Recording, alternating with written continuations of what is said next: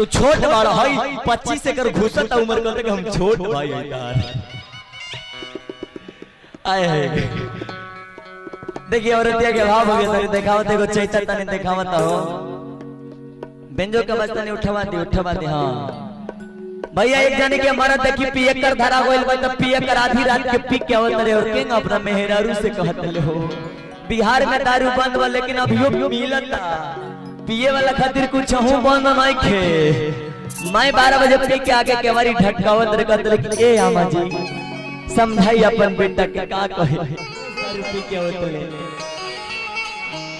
और ना जाने कौन कौन गति हमरे के करत ले ए सैया जी कहत ले का हो का सुतलिए आमा सुत जा हमरा भाई के फीलिंग क के तर मर्द फीलिंग करे कोनो पैसा लगता महसूस कर लो आजकल तो सब काम मैं सपने में हो जाता रे सर होला बाबू 3 महीना में लड़का होता आजकल तो कोनो सीम से लड़का हो जाता अभी के समय में होला का कहतले भैया देखावा हो औरते के भाव का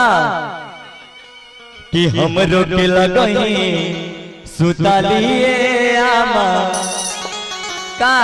औरतिया कहत है औरतिया के भाव देखी के का भाव लागत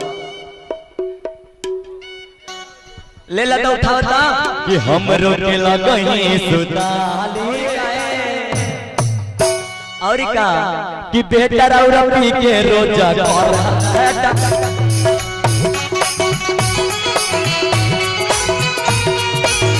बेटा राउती के रोजा कर है करामा हमरो के लगही सुतालिए आमा बेटा राउती के रोजा कर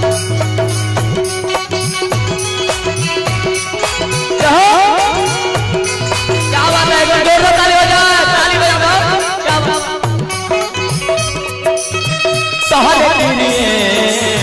तोहरे गिरिए ए राजा कहियो मार खाके महल जाए पियल ना चरवता कुछ कर जाए ए राजा कहियो मार खाके मर जाए पियल ना चरवता क्या बात क्या बात है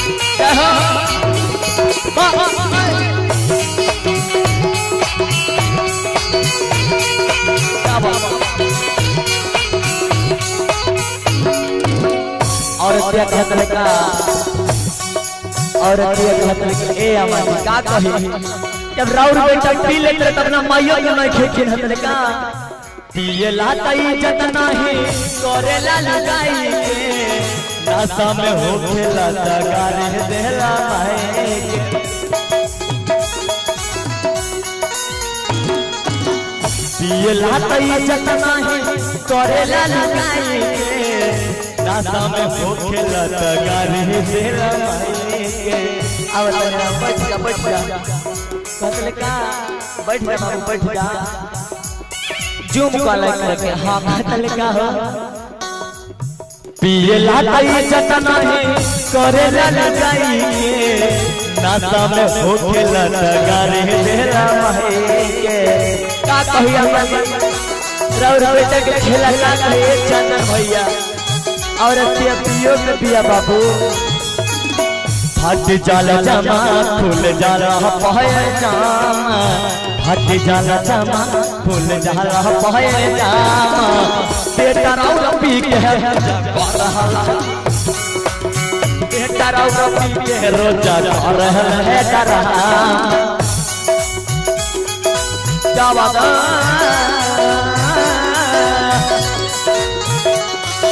क्या बात है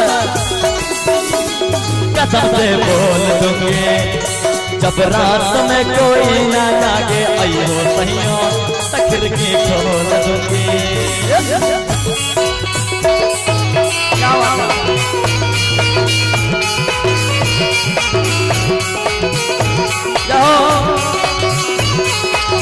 क्या बात और ये कहता अब बाबू तू बता नहीं है ना तबले तो हमारे भाई से सेटिंग कॉल और क्या कहते का आधी आधी रत्ती आके भाटी पर से आवे पीठी के बारे हमारा हक आधी आधी रत्ती आके भाटी पर से आवे पीठी के बारे हमारा हक जगावे पीठी के बारे हमारा हक जगावे। अभी के सिचुएशन में भी ढेर औरतें लोग परेशान अपन पति से जो पी के आवत रे और माई मारत रे। आज करके औरत के कहत ले का क्या बता देखा दा तो जो अखियां रहेला इंतजार में दिल भइल दीवाना तोरा प्यार में दिल भइल दीवाना तोरा प्यार में बेटा रौरा के रोजा करा करामा। क्या बात है लास्ट में रोजे कहतले शादी के अगुआ हमसे कोई बारे धोखा का कहिए हमारी शादी करा के हमके अगुआ भी हमरा साथे धोखा कइले बा। शादी से पहले कहत रहले कि हूं कुछ नहीं के खातर पियत रे मैं परेशान करत आधी आधी रात के पी के आवत रे जगावत रे कैसे पीठी के बारे हमारा के जगावे पीठी के बारे हमारा के जगावे। और का पानी में बहावला सजौना बैंक में रहे जाना पानी में बहावला सजौना बैंक में रहे जाना बेटा रौरती के रोजा कर रहल है डरामा हमरो के लगाई दुतालिए आमा बेटा रौरती के रोजा कर रहल है डरामा बेटा रौरती के रोजा कर रहल है डरामा बेटा रौरती के रोजा कर रहल है डरामा बेटा रौरती के रोजा कर रहल है डरामा बेटा रौरती के रोजा कर रहल है डरामा बेटा रौरती के रोजा कर रहल है डरामा।